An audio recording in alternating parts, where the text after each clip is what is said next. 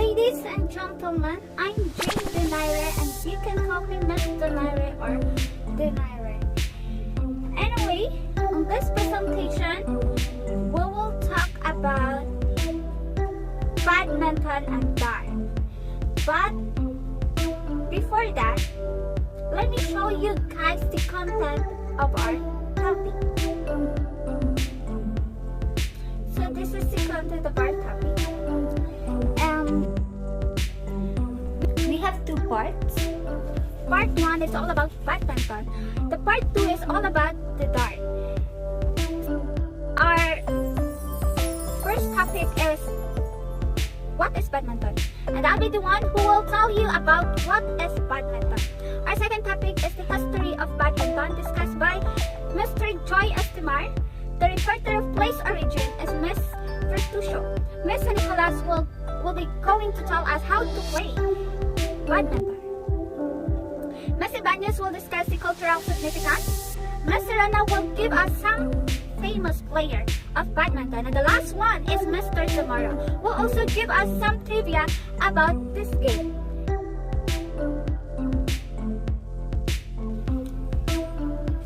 What is badminton?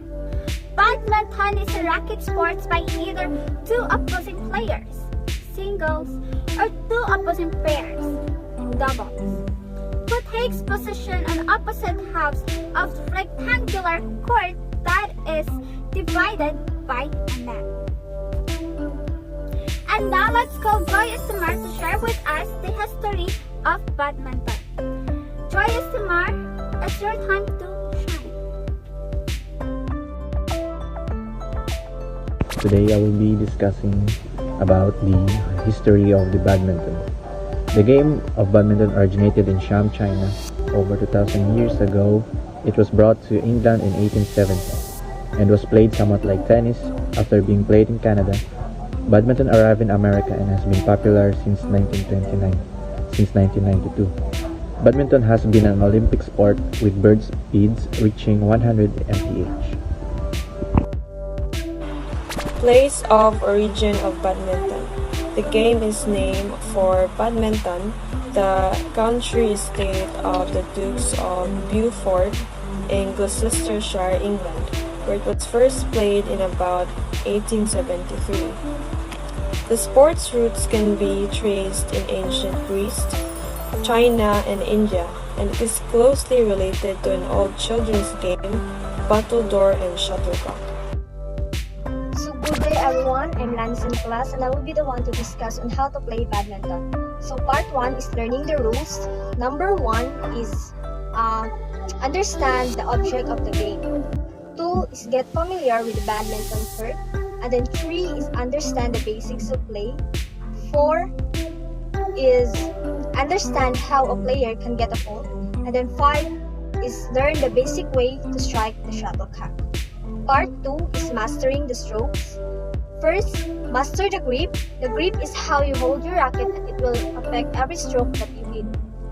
You have 2 basic grips in the game, one for the forehand and one for the backhand. Here's what you need to know. So the forehand grip, hold the racket with your non-playing hand, pointing the handle toward you with your racket face perpendicular to the floor. The backhand grip is it holds the racket as if you were holding a forehand grip, then turn it clockwise so that the V shape you form move to the right. 2 is master the high and low serve. There are many ways to hit a badminton serve, from the high serve to the backhand serve. So these are few serve you will need to know. First is the high serve. This is a great serve for moving your opponent back during singles play. It's a little trickier for the balls. The second is the low serve. This serve is more commonly used during doubles. You can use the forehand of the backhand for this motion. For the forehand serve, stand to 2 to 3 feet, 0.6 to 0.9 meters behind the service line. Bring your racket back to your waist level and start swinging forward. For the backhand serve, just lead with your racket leg and your non-racket leg behind with your feet pointing toward your opponent. 3 is master the flake and drive serve. Here's what you need to know. The flick serve use this for a flick serve, but do so sparingly. The drive serve this is an attacking serve perfect for single or doubles. 4 is master the forehand. Once you see that the shuttle is coming low and in front of you, you'll need to hit the forehand to bear your opponent. Here's what you have to do. First is drop the racket, hit down and behind you. Make sure that the racket extends out behind you. 2.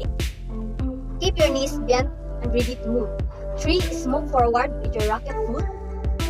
4 is keep your arm nearly straight as you swing the racket, snapping your wrist at the last possible second before you hit the shuttle. Have an open racket face and swing the racket upward to generate momentum. Follow through until your racket hits near your opposing shoulder. 5 is master the backhand. To hit the backhand, you have to wait for the shuttle to approach your backhand side. So here's what you do. First is move on your left foot and step your right foot around in front of your body. If you are right-handed and your backhand is on your left side, this is make sure that your right shoulder faces the net. Second is bend your right elbow and draw your right hand across your body to get ready to swing the racket. Moving your weight to your back left foot, keeping your right foot loose and limber. Shift your weight to your forward foot, straightening your elbow as you swing the racket, forehand until the racket face connects with the shuttle, following through to move the racket forward past the right shoulder. 6 is learn to slice your shoots. The slice can help slow down the shuttle or change its direction. This is a more advanced skill that will make it hard for your opponent to know when you are going or to be able to return the shuttle. So here's what you can do. Slice your net shoot. If service of the shuttlecock from the service racket causes the bird to touch the net and then go over, play must stop and the play is done over. Next is slice your drop shoots. 7 is learn to hit an overhead shoot, also known as smash shoot. The shoot allows you to your power and to hit the shuttle at the top of its arc. 8 is recognize some of the obvious errors made during the serving that can and can't be considered. Servers must be able to get the bird over in the heat. If the bird gets attempted to beat it but it's missed, a fault can be charged. If the bird is held the racket during the execution of the stroke, or the bird gets hit twice, this is a fault. Part 3 is mastering the strategy. 1 is make sure to always return to the stance of readiness after each shoot. 2 is get ready to more anywhere, anytime. 3 is go for the overhead as often as you can. 4. Keep your opponents running around. 5. Have a method to your madness. 6 is exploit your opponent's weaknesses. And 7 is mix it up. So always aiming for the forehead. It is nice or hitting mostly forehands cross court because that's your best shoot is a good idea. If you do the same thing every time, your opponent will begin to catch up pretty fast. It's important to keep the elements of surprise going so your opponents are likely to be caught off guard and want quiet, never know what to expect when they play against you. That's all for today. Thank you. Cultural significance in badminton. The roots of these sports can be traced in ancient Greece, China, and India, and it is closely related to the old children's game battledore and shuttlecock. Badminton diverged directly from Puna, which was played by British officers stationed in 1860s. Playing badminton benefits not only your body by keeping you fit and healthy, but it also reduces the risk of various life-threatening diseases, tolls and strengthening your muscles and bones, and helps improve flexibility and mobility. This game helps in reduce stress and anxiety, and it enhances your reflexes. Lian Dan. His nickname is Super Dan. Within the badminton community, he is not only the best badminton player to ever hail from China, but he is also the greatest player of all time in the eyes of the most of his fans. Lian Dan, born on October 14, 1983 in Longyan, Fujian, China, and his coach name is Xiang Zhuangzi. Lian Dan is a Chinese former professional badminton player. He is also a 2-time Olympic champion and 5-time world champion, as well as 6-time All England champion. That's it for today. Lian Dan.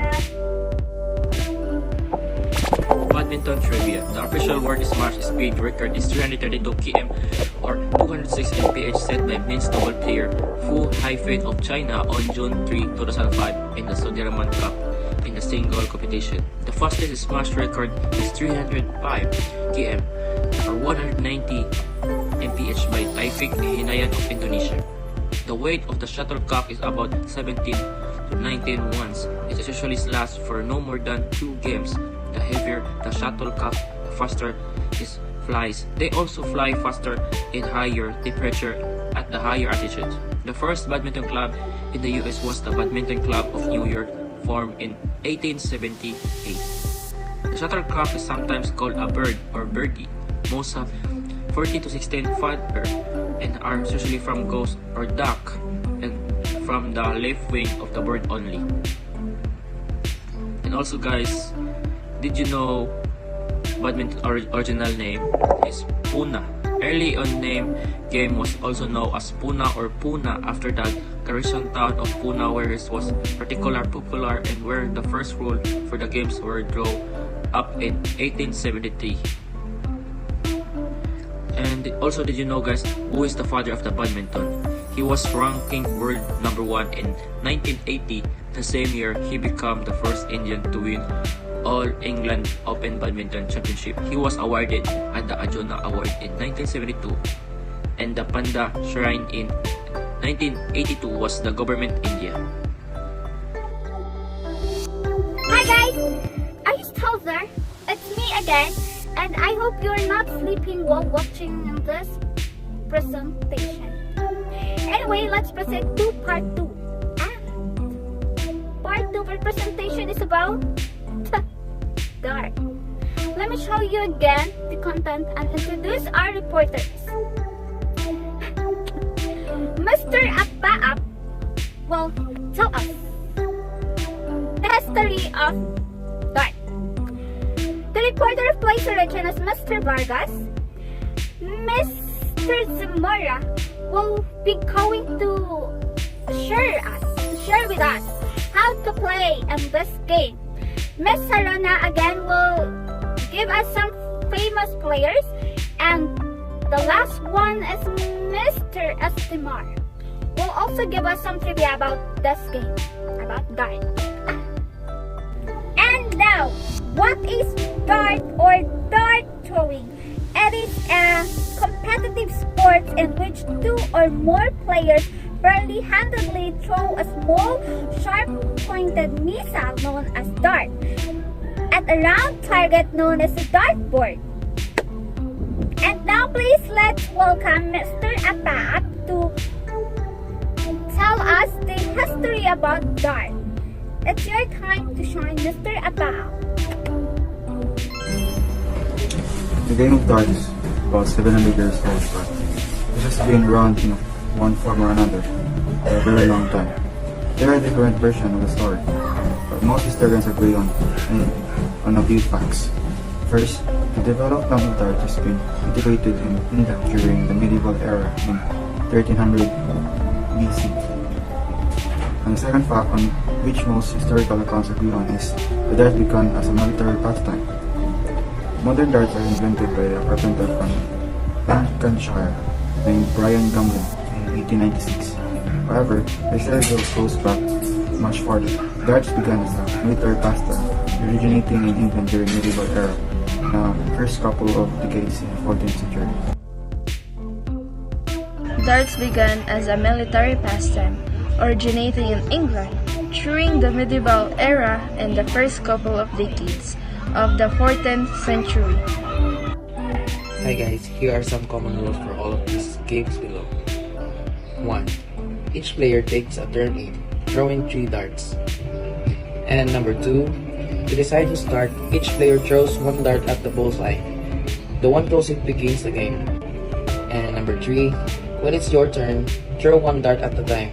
Each dart score will tally to the total of all 3 darts thrown in that turn, but any darts that misses, bounces off, or falls from the board earns no score. If a dart stick in under darts, it counts as a throw and gets no score. Each player starts with a score of 501. The score for each turn is calculated and deducted from the players. bullseye score 50, the outer ring scores 25, and a dart in the double or dribble ring count double or dribble the segment scores. The objective is to be the first player to reduce the score to exactly 0, but the last dart thrown must land in the double or the bullseye. Now, you have the basics shorted. Try out some of these popular games. 301 players. Any but usually 2 players or 2 teams. Numbers in play. All the numbers are in play, but 19 and 20 will quickly get you to 0 like a hero. Rules. Each player or team start with 300 points. The goal is to reach 0 exactly by subtracting the amount you score in turn from the number you have left. Before you start subtracting though, each player or team has to double in. Hit any one of 21 possible doubles including the double bull. To end the game, players also need to double out. If you're on 28, you'll need to throw a double 14 to reach 0. And if you hit a single 14, your next target is a double 7. Hitting more pins that you have left to get 0 will get you busted. This is not what you want. That means your turn is over, and next time it's your turn, you'll start again from your previous score. The National Dart Foundation of the Philippines, or NDFP, is a non-profit organization registered with the Security and Exchange Commission on September 1998. It was conceived and provide vision, direction, and leadership to the growth and development of darts in the Philippines.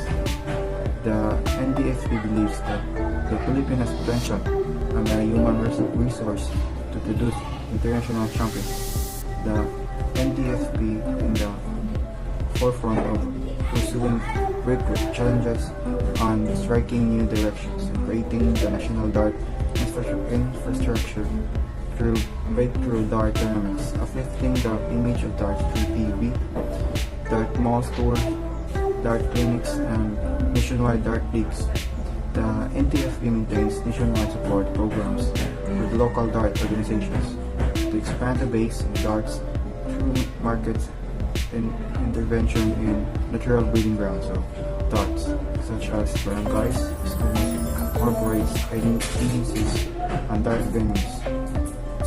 The NTFB created the only dart reference manual specific for the Philippine market to provide basic knowledge for local organizing the program implementation.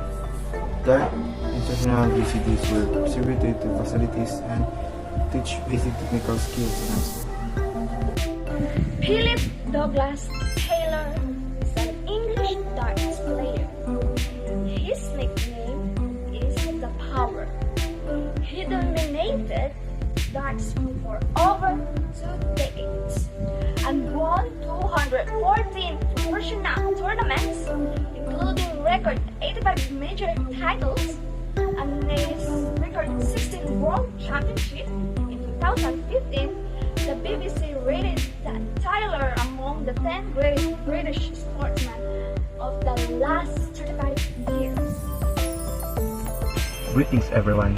Today I will be giving you a trivia about darts. Did you know dart was born in English pubs where people used to enjoy a pint of beer with their mates in the evening? While aiming for the target, as a founder of the game, passionate players decided it was to take it to the next level. This is how darts became the first established games, with leagues appearing before the First World War.